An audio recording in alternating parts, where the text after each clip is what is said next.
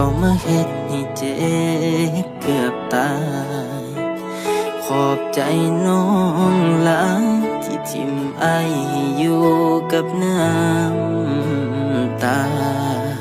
น้องเหยียบใจกับหากที่อายมีทิมไอนี้บ่มีคำจากลาเห็นเป็นของเล่นให้ค่าเบิดเวลากลับไปแล้วเป็นยังไม่นี้คือจังกลับมาอ้อนวอนตอนน้องบ่อยู่สิหูแน่บ่น้องว่ามีคนสิเป็นสิตายแม้นว่าใจอ้ายสิยังบ่ลืมแต่บ่อาจฝืนไปเริ่มต้นใหม่หักหลายอ้ายก็เจ็บหลายเศร้าไว้สำนี้สา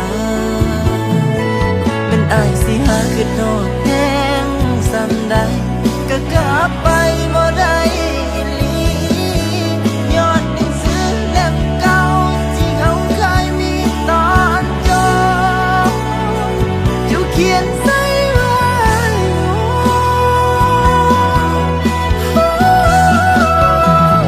อ้ายลืมน้องบ่ได้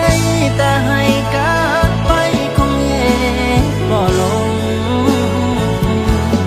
หากเจ้าหลายแต่อ้ายก็เจ็บเกินทนสิฝืนยังกลับไปภาพความคิดฮอดยังลืมบ่ซ้ำแต่แผลเก่ายังอยู่ในใจสาดีอ้ายลืมบ่ไหวแต่กลับไปบ่ได้ดอกเด้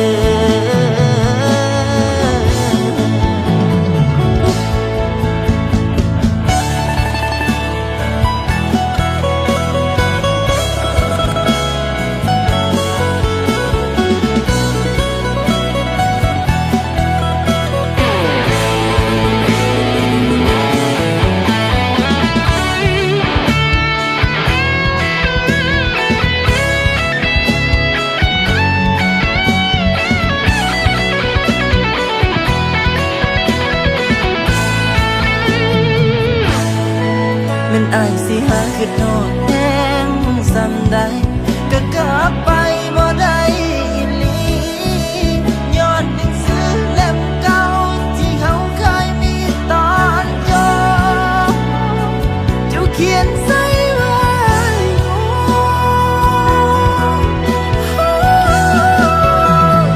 อ้ายลืมน้องบ่ได้